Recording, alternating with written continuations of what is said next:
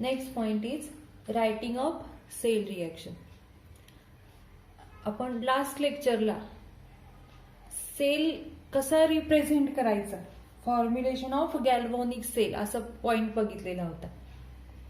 आता आपल्याला काय करायचंय, जर का आपल्याला सेल दिलेला असेल, रिप्रेझेंट हे सेलचं रिप्रेझेंटेशन, हा गॅल्व्हॅनिक सेलचं रिप्रेझेंटेशन आहे, तर आपल्याला काय लिहायचे आहेत, सेल रिएक्शन लिहायचे आहेत. म्हणजे सेल वरून आपल्याला सेल रिएक्शन लिहायचे आहेत. तर आपण गॅल्व्हॅनिक सेल रिप्रेझेंट करताना पहिला रूल काय सांगितला होता, तर त्या ठिकाणी आपण सांगितलं होतं, जो एनोड आहे तो नेहमी लेफ्टला लिहायचा आहे आणि कॅथोड जो आहे तो नेहमी राईटला लिहायचा असतो. बरोबर आहे. त्या पद्धतीनं आपण या ठिकाणी लेफ्टला कोणी, मग इथं लेफ्टला Ni हा इलेक्ट्रोड आहे. म्हणजे लेफ्टला जो इलेक्ट्रोड आहे तो कोण असणार आहे, एनोड असणार आहे. आणि इथं राईटला जो इलेक्ट्रोड आहे तो कोण असणार आहे, कॅथोड असणार आहे. आणि मग एनोड वरती नेहमी काय होत असतं, तर एनोड वरती नेहमी ऑक्सिडेशन होत असतं आणि कॅथोड वरती नेहमी काय होत असतं, रिडक्शन. कारण की आपण एनोड आणि कॅथोड ची डेफिनेशनच काय बघितली, तर एनोड म्हणजे काय, the electrode on which oxidation take place त्याला आपण एनोड म्हणतो, and the electrode on which reduction take place त्याला आपण कॅथोड म्हणत असतो. मग नेहमी लेफ्टचा जो असतो तो एनोड आहे आणि एनोड वरती काय झालं, ऑक्सिडेशन. मग आपण याच्या आधी इलेक्ट्रोलायटिक सेल पण बघितला होता. इलेक्ट्रोलायटिक सेलमध्ये पण एनोड वरती ऑक्सिडेशन होत असतं, कॅथोड वरती रिडक्शन होत असतं. पण इलेक्ट्रोलायटिक सेलमध्ये एनोड जो असतो तो पॉझिटिव्ह असतो आणि कॅथोड असतो तो निगेटिव्ह असतो इलेक्ट्रोलायटिक सेलमध्ये. पण इन गॅल्व्हॅनिक सेल काय असतो, एनोड असतो तो काय असतो, निगेटिव्ह असतो आणि कॅथोड जो असतो तो पॉझिटिव्ह असतो. हा फरक आहे दोन सेल मधला, इलेक्ट्रोलायटिक सेल आणि गॅल्व्हॅनिक सेल. हा लक्षात ठेवायचा आहे. इलेक्ट्रोलायटिक सेलमध्ये नॉन स्पॉन्टेनियस रिएक्शन होत असतात आणि गॅल्व्हॅनिक सेलमध्ये काय होत असतात, स्पॉन्टेनियस रिएक्शन होत असतात. तिथे इलेक्ट्रिसिटी प्रोड्यूस होत असते. म्हणजे इलेक्ट्रिसिटी प्रोड्यूस होत असते म्हणजे एनोड वरती जे इलेक्ट्रॉन्स असतात ते कुठे जात असतात, कॅथोडकडे जात असतात. आणि म्हणून या ठिकाणी एनोड जो आहे तो निगेटिव्ह असतो. कारण की एनोड वरती इलेक्ट्रॉन प्रोड्यूस होत असतं म्हणजे तयार होत असतात आणि ते इलेक्ट्रॉन म्हणजे निगेटिव्ह चार्ज आणि म्हणून एनोडवर निगेटिव्ह चार्ज आहे आणि कॅथोड वरती पॉझिटिव्ह चार्ज आहे. तर हा फरक लक्षात ठेवायचा आहे. In galvanic cell anode negative आणि कॅथोड पॉझिटिव्ह असतो. तर तुम्हाला सगळ्यात पहिल्यांदा लक्षात आलं की लेफ्ट साइडला जो आहे तो एनोड असतो आणि त्याच्यावरती ऑक्सिडेशन होणार आहे. मग पहिला जो रूल आहे रायटिंग ऑफ सेल रिएक्शन मधला, तो पहिला रूल प्रमाणे काय सांगायचंय, तर इथं एनोडवरची हाफ रिएक्शन लिहायची. मग एनोडवर इथं निकेल आहे, मग निकेलसाठी या ठिकाणी काय लिहायचंय, ऍट एनोड. इथं आपण ऑक्सिडेशन रिएक्शन लिहिणार किंवा आपण डायरेक्ट इथं समोर लिहूया. तर इथं ऑक्सिडेशन रिएक्शन लिहायची म्हणजे काय लिहायची, तर निकेल जो आहे तो सॉलिड आहे. इथं निकेल गिव्स Ni2+ + 2E-. ही कुठली रिएक्शन झाली, ऑक्सिडेशन रिएक्शन झाली की जी एनोडवर होत असते ती. Ni गिव्स ही आपण 11वी मध्ये रेडॉक्स रिएक्शन बघितलेली. ऑक्सिडेशन रिएक्शन लिहिताना नेहमी इलेक्ट्रॉन जे असतात ते लूज होत असतात आणि त्यामुळे आपण एरोच्या पुढे लिहित असतो. Ni2+ + 2E-. ही जी Ni गिव्स Ni2+ + 2E- ही ऑक्सिडेशन रिएक्शन झाली. आता आपण अल्युमिनियम साठी काय करायचे, रिडक्शन रिएक्शन लिहायची. म्हणजे इथं काय येणार, Al3+, इथं 1 मोलार आहे, इथं लिहिलं तरी चालेल, प्लस इथं रिएक्शन जी आहे इथं 3+ आहेत. मग 3+ बॅलन्स व्हायसाठी किती इलेक्ट्रॉन लागणार, 3 इलेक्ट्रॉन लागणार. आणि मग इथं काय येणार, अल्युमिनियम. ही रिडक्शन रिएक्शन झाली. गेन ऑफ इलेक्ट्रॉन, गेन म्हणजे घेणे, इलेक्ट्रॉन या ठिकाणी एरोच्या अलीकडे लिहायचे. ही झाली ऑक्सिडेशन रिएक्शन, ही झाली रिडक्शन रिएक्शन. म्हणजे पहिल्यांदा ज्या वेळेला तुम्ही सेल बघता त्यावेळेला पहिलं काय करायचंय की लेफ्टला कोणी बघायचं, लेफ्टला जो आहे त्याच्यासाठी काय करायचंय, ऑक्सिडेशन रिएक्शन लिहायची आणि जो राईटला आहे त्याच्यासाठी रिडक्शन रिएक्शन लिहायची. तर हा झाला पहिला रूल. त्याच्यानंतर काय करायचंय, या दोन्ही हाफ सेल ज्या आहेत त्या कंबाईन करायचे आणि नेट सेल रिएक्शन लिहायचे. आता ज्या वेळेला आपण कंबाईन करतो त्यावेळेला काय करायचंय, तर हे जे दोन इलेक्ट्रॉन इथं ऑक्सिडेशन मध्ये जे इलेक्ट्रॉन आहेत आणि रिडक्शन मध्ये जे इलेक्ट्रॉन आहेत ते कॅन्सल व्हायला पाहिजे, कारण की नेट सेल रिॲक्शन मध्ये इलेक्ट्रॉन जे आहेत ते लिहायचे नसतात आणि म्हणून काय करायचे ते आपल्याला कॅन्सल करायचे. मग कॅन्सल कधी होणार, इथं तर 2 इलेक्ट्रॉन आहेत आणि इथं 3 इलेक्ट्रॉन आहेत. मग आपण काय करायचंय तर मल्टिप्लाय करायचे एका ठराविक नंबरनं आणि त्या ठराविक नंबरनं मल्टिप्लाय केल्यानंतर ते दोन्ही कॅन्सल झाले पाहिजेत. मग आता 2च्या आणि 3च्या पड्यात असा कॉमन अंक जो आहे तो कुठला आहे, 6 आहे. आणि म्हणून या ठिकाणी किंवा आपण या ठिकाणी डायरेक्ट या ठिकाणी या रिॲक्शनला ऑक्सिडेशनच्या रिॲक्शनला 3 न मल्टिप्लाय करूया आणि रिडक्शनच्या रिॲक्शनला 2 न मल्टिप्लाय करूया. मग काय येणार तर मी इथंच डायरेक्ट मल्टिप्लाय करते. इथं मल्टिप्लाय केल्यानंतर काय येणार 3. थ्रू आउट सगळ्या रिॲक्शनला मल्टिप्लाय करायचं म्हटल्यास मी इथं नंतर लिहिलंय म्हणून आपण इथं लिहूया 3Ni गिव्स 3Ni2+ आणि 3 दुने 6 म्हणजे इथं किती इलेक्ट्रॉन येणार, 6 इलेक्ट्रॉन येणार. आता याला 3 न मल्टिप्लाय केलं आणि या रिॲक्शनला 2 न, कारण की इथं 2 होता म्हणून याला 2 न मल्टिप्लाय करायचं म्हणजे 2Al3+. इथं किती येणार 3 दुने 6 इलेक्ट्रॉन्स आणि इथं किती येणार 2. आता इलेक्ट्रॉन बघायचे, इथं 6 इलेक्ट्रॉन आहेत, इथं पण 6 इलेक्ट्रॉन आहेत म्हणजे ते बरोबर या ठिकाणी सेम आहेत. म्हणजे इथं ॲरोच्या पुढे आहेत आणि इथं ॲरोच्या अलीकडे आहेत.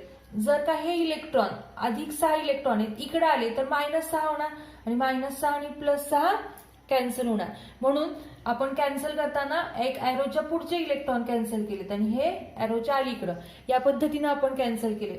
हे इलेक्ट्रॉन अलीकडे आल्यानंतर ते मायनस होतात आणि मायनस आणि प्लस 0 होणार. आता नेट सेल रिॲक्शन लिहायची. नेट सेल रिॲक्शन काय येणार 3Ni + 2Al3+ गिव्स इथं काय येणार 3Ni2+ + 2 ॲल्युमिनियम. ही झाली आपली नेट सेल रिॲक्शन. तर या पद्धतीनं सगळ्यात पहिल्यांदा एनोड आणि कॅथोड ओळखायचा आहे. एनोड वरती ऑक्सिडेशन रिॲक्शन लिहायची, कॅथोड वरती रिडक्शन रिॲक्शन लिहायची. नंतर इलेक्ट्रॉन जे आहेत ते इलेक्ट्रॉन सारखे आहेत का नाही बघायचं. सारखे नसतील तर अशा एका न्यूमरिकलनं काय करायचंय मल्टिप्लाय करायचंय आणि मल्टिप्लाय केल्यानंतर त्या दोन्ही रिॲक्शनची ऍडिशन करायची, इलेक्ट्रॉन कॅन्सल करायचे. नेट सेल रिॲक्शन मध्ये इलेक्ट्रॉन आपण लिहिलेले नाहीत, कधीही नेट सेल रिॲक्शन मध्ये इलेक्ट्रॉन लिहायचे नाहीत. तर या पद्धतीनं हा जर का आपल्याला सेल दिलेला असेल तर सेल रिॲक्शन या पद्धतीनं लिहायच्यात. परीक्षेला सेल रिॲक्शन विचारतात किंवा EMF ऑफ द सेल काढायचं असेल तर आपल्याला सेल रिॲक्शन लिहावे लागतात. तर या पद्धतीनं आपल्याला सेल रिॲक्शन लिहायचे आहे.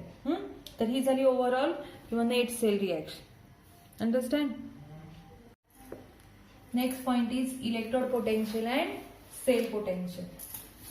So in galvanic cell or in galvanic cell consist of 2 half cell which contain metal is dipped in a solution of its own ion. Now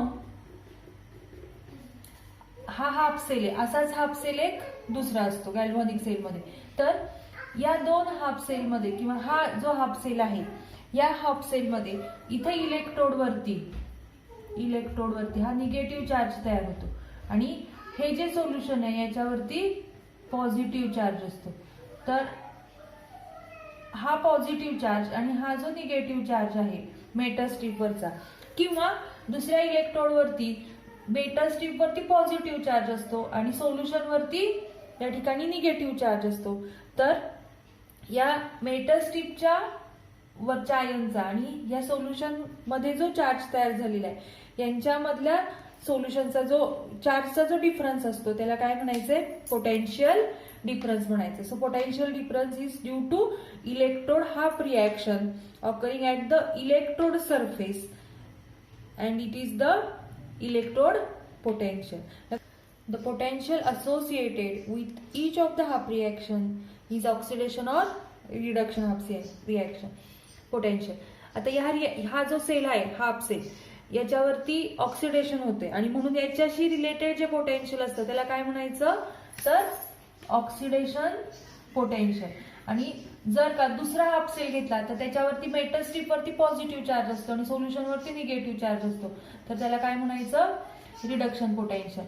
मग या दोन्हीच्या कॉम्बिनेशन जर का आपण केलं किंवा या दोन्हीची जर का आपण बेरीज केली तर आपल्याला काय मिळणार आहे, सेल पोटेन्शियल मिळणार आहे. आणि म्हणून ओव्हरऑल सेल पोटेन्शियल म्हणजे काय, तर या ओव्हरऑल सेल पोटेन्शियललाच आपण काय म्हणतो, ईएमएफ म्हणतो, म्हणजेच या ठिकाणी इलेक्ट्रोमोटिव्ह फोर्स म्हणतो. मग ईएमएफ किंवा सेल पोटेन्शियल जो आहे किंवा सेल पोटेन्शियल जे आहे ते आपण एनोड हा पोटेन्शियल आणि कॅथोड हा पोटेन्शियल म्हणजेच ऑक्सिडेशन हा पोटेन्शियल आणि रिडक्शन हा पोटेन्शियल या दोन्हीची बेरीज करतो. आणि म्हणून ई सेल जो आहे तो लिहिताना आपण कसा लिहितो, तर ई ऑक्सिडेशन, आणि हे जे ऑक्सिडेशन आहे हे कुठं झालेलं आहे, एनोड वर झालेलं आहे, म्हणून E oxidation of anode plus E oxidation of cathode. Cathode वरती रिडक्शन झालेले म्हणून या ठिकाणी ई रिडक्शन ऑफ कॅथोड लिहायचंय. म्हणजे थोडक्यात ऑक्सिडेशन पोटेन्शियल आणि रिडक्शन पोटेन्शियल या दोन्हीची बेरीज म्हणजेच या ठिकाणी ईएमएफ ऑफ द सेल किंवा E cell of the reaction. आता जर का आपण सेल पोटेन्शियल जर का आपण बघितलं नक्की, तर cell potential is the force that push the electrons away from anode and pulls them towards the cathode. हा एनोड आहे आणि हे इलेक्ट्रॉन जे आहेत ते काय केले जातात, कॅथोडकडे पुल केले जातात आणि कॅथोडकडे इलेक्ट्रॉन जातात आणि इलेक्ट्रिसिटी तयार होते. तर हे जे सेल पोटेन्शियल आहे म्हणजे नक्की काय, तर फोर्स आहे.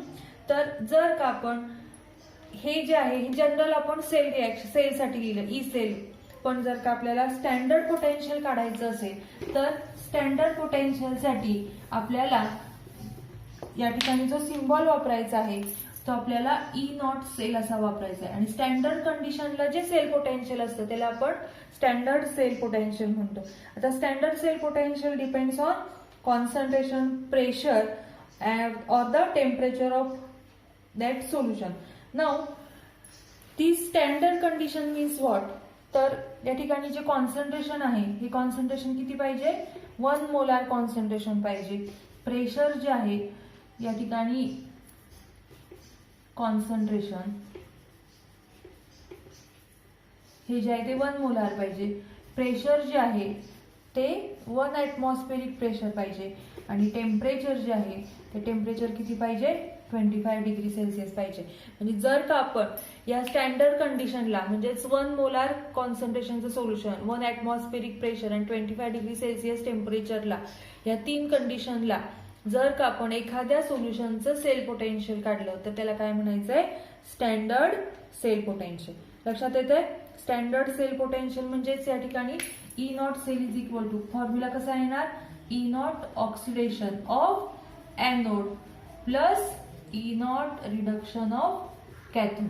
म्हणजे या ठिकाणी हे जे साइन आहे हे स्टँडर्ड सेल, म्हणजे standard cell potential is the algebraic sum of या ठिकाणी इलेक्ट्रोड पोटेन्शियल म्हणजेच या ठिकाणी ऑक्सिडेशन आणि रिडक्शन. आता जर का आपण आयुपीएससी सिस्टीम म्हणजे आयुपीएससी सिस्टीमने सांगितलेले या ठिकाणी आयुपीएससी कन्व्हेन्शन नुसार आपण हे जे पोटेन्शियल आहे हे नेहमी आपण रिडक्शन पोटेन्शियल मध्ये एक्सप्रेस करत असतो. कुठल्याही इलेक्ट्रोडचं जे स्टँडर्ड पोटेन्शियल जे असतं आणि स्टँडर्ड पोटेन्शियल ज्या वेळेला आपण बघतो त्यावेळेला ते नेहमी कशामध्ये असतं, तर it's a standard reduction potential. जो काही इलेक्ट्रोड आता ईएमएफ सिरीज आहे त्या ईएमएफ सिरीज मध्ये या ठिकाणी आपल्याला स्टँडर्ड पोटेन्शियल दिलेले. आता स्टँडर्ड पोटेन्शियल दिले म्हणजे नक्की काय दिले, तर स्टँडर्ड रिडक्शन पोटेन्शियल दिलेले. तर स्टँडर्ड रिडक्शन पोटेन्शियल जे आहे ते आपल्याला अकॉर्डिंग टू आयुपीएससी कन्व्हेन्शन प्रत्येक ठिकाणी आपल्याला स्टँडर्ड रिडक्शन पोटेन्शियल जे आहे ते मेन्शन करायचं असतं. मग स्टँडर्ड रिडक्शन पोटेन्शियल जे आहे ते दिलेलं असतं ते मेन्शन करायचं असतं. मग आपल्याला काय करायला पाहिजे, हे जे ऑक्सिडेशन पोटेन्शियल आहे ते बदलायला पाहिजे आणि तेच त्याच्यासाठी फॉर्म्युला आहे. तर E naught oxidation is equal to minus E naught of reduction. म्हणजे नेहमी या दोन्हीचं साइन जे असतं ते कसं असतं, अपोजिट असतं. E naught oxidation is equal to minus E naught of reduction असतं. म्हणजे समजा आपण झिंक इलेक्ट्रोड घेतला तर या ठिकाणी झिंक इलेक्ट्रोड जो आहे Zn इज Zn2 प्लस आणि या ठिकाणी Zn2 प्लस Zn हे जे दोन इलेक्ट्रोड आहेत या ठिकाणी हा जो इलेक्ट्रोड आहे हा एनोड म्हणून ऍक्ट होतोय आणि हा जो इलेक्ट्रोड आहे Zn2 प्लस सिंगल लाईन आणि Zn हा जो इलेक्ट्रोड आहे हा इलेक्ट्रोड काय आहे हा रिडक्शन पोटेन्शियल आहे. तर ह्याचं जे रिडक्शन पोटेन्शियल आहे हे किती आहे 0.76. आता हा जो इलेक्ट्रोड आहे वरचा Zn2 प्लस हा एनोड आहे म्हणजे याच्यावरती ऑक्सिडेशन होतं आणि ह्याचं ऑक्सिडेशन पोटेन्शियल जे आहे ते किती आहे -0.76. याचाच अर्थ नेहमी या दोन्हीच्या व्हॅल्यू सारख्या असतात पण त्याचं साईन वेगळं असतं आणि म्हणून या ठिकाणी E naught oxidation is equal to minus E naught of reduction. म्हणजे दोन्हीचं पोटेन्शियल सारखं असणार आहे फक्त साईन मध्ये बदल असणार आहे आणि म्हणून या ठिकाणी आपण हा जो फॉर्म्युला आहे हा फॉर्म्युला कन्वर्ट कसा करणार तर E naught cell is equal to इथं आपण ई ऑक्सिडेशन लिहिलेलं आहे त्याच्याऐवजी आपण लिहिताना काय लिहिणार ई नॉट ऑफ रिडक्शन कारण की ई ऑक्सिडेशन म्हणजे काय ई नॉट ऑक्सिडेशन म्हणजे काय सांगितलंय minus E naught of reduction आणि म्हणून आपण याच्याऐवजी काय लिहिलं ई नॉट ऑफ रिडक्शन लिहिलं पण इथं काय व्हॅल्यू या ठिकाणी एनोड आहे plus E naught of reduction of cathode म्हणजे ही एनोड वरतीच होणार आहे ऑक्सिडेशन आणि पण ह्याची व्हॅल्यू जी आहे ती आपण मायनस मध्ये घेतली. आता आपण प्लस साईन आधी घेऊया म्हणजे काय येणार बरं E naught reduction of cathode minus E naught reduction of anode. आता according to IUPAC sign convention नेहमी स्टँडर्ड पोटेन्शियल जे आहे ते आपण काय केलेलं आहे रिडक्शन पोटेन्शियल मध्ये मेन्शन करत असतो आणि त्याच्याप्रमाणे आपण हा फॉर्म्युला लिहिला. पण जर का आपण हे रिडक्शन जे आहे ते न लिहिता आपण डायरेक्ट फॉर्म्युला काय लिहिणार मग E naught cathode minus E naught anode म्हणजे तुम्हाला E naught cell is equal to formula काय मिळाला तर या ठिकाणी हा पण फॉर्म्युला बरोबर आहे oxidation of anode plus E naught reduction of cathode. पण जर का आपल्याला दोन्ही हाफ सेलचं जर का रिडक्शन पोटेन्शियल माहिती असेल तर आपण फॉर्म्युला काय वापरायचा आहे तर E naught cell is equal to E naught cathode minus E naught anode. तर परीक्षेला तुम्हाला एक्झाम्पल विचारतात तर देताना तुम्हाला रिडक्शन पोटेन्शियल दिलेलं असेल दोन्ही हाफ सेलचं तर तुम्हाला या ठिकाणी ई नॉट सेल काढण्यासाठी हा फॉर्म्युला वापरायचा आहे E naught cathode minus E naught anode हा फॉर्म्युला लक्षात ठेवायचा आहे. लक्षात आलं? थँक्यू.